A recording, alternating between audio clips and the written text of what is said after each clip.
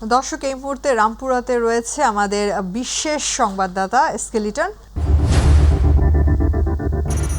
যে ভোটারদের সঙ্গে কথা বলেছি, তারা বলেছে শান্তিপূর্ণভাবে পছন্দের প্রার্থীকে তারা ভোট দিতে পারছে এবং কোনো ধরনের বিশৃঙ্খলা ছাড়া। একটু দেখাতে চাই যে এখানকার যারা ভোটাররা যারা ভোট দিয়ে বাহিরে অপেক্ষা করছে বা প্রার্থীর পক্ষে যারা রয়েছে তারা কিন্তু বাহিরে অপেক্ষা করছে এবং শান্তিপূর্ণভাবে নারী পুরুষ এবং এবার যারা তরুণ ভোটার তারা কিন্তু ভোট কেন্দ্রে এসেছে, ভোট দিচ্ছে। দেখছেন এই সড়কটি দেখা যাচ্ছে, এই সড়কে দাঁড়িয়ে আছে অনেকেই ভোট দিয়ে বা অনেকে প্রার্থীর লোকজন তারা কিন্তু এখানে আছে স্বেচ্ছাসেবক হিসেবে তারা কিন্তু অবস্থান করছে।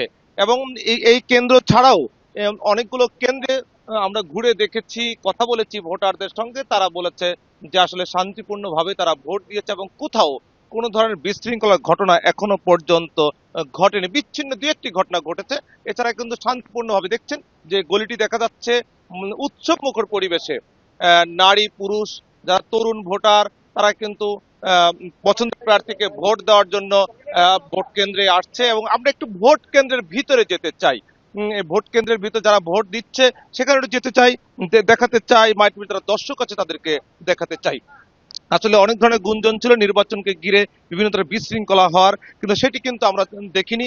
আইন শৃঙ্খলা বাহিনীর ঊর্ধ্বতন কর্মকর্তাদের সঙ্গে আমাদের কথা হয়েছে এবং বিভিন্নভাবে জানার চেষ্টা করেছে। তারা বলেছে এই নির্বাচনকে সুষ্ঠু নিরপেক্ষ করতে তারা বদ্ধপরিকর। এই ক্ষেত্রে আমরা দেখেছি যে প্রত্যেকটি কেন্দ্রে কিন্তু আইন শৃঙ্খলা বাহিনীর সদস্যরা তৎপর রয়েছে, বিভিন্ন জায়গায় চেকপোস্ট বসানো হয়েছে, তল্লাশি করা হচ্ছে।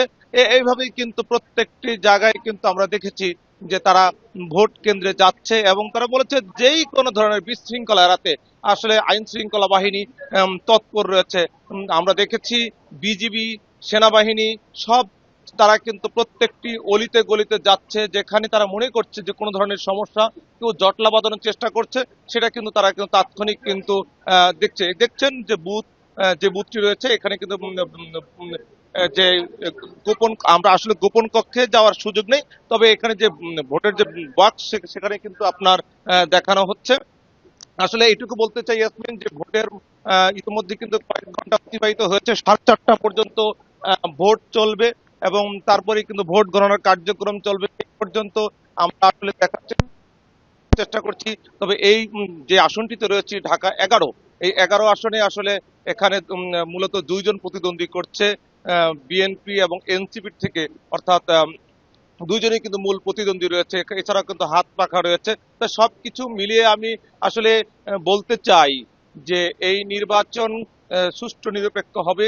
এখানে যারা প্রিজাইডিং অফিসার আছে তাদের সঙ্গে কথা বলেছি, প্রিজাইডিং অফিসার তিনি বলেছেন যে এখনো পর্যন্ত তারা যে নিয়ম মাফিক নির্বাচনের যে আচরণবিধি সবকিছু তারা ফলো করে কিন্তু ভোটারদের ভোট গ্রহণ করছে এবং এখনো পর্যন্ত তাদের কোনো বিশৃঙ্খলা বা কোনো অনিয়মের তথ্য তারা পায়নি, সুন্দরভাবে ভোট কিন্তু দিচ্ছে।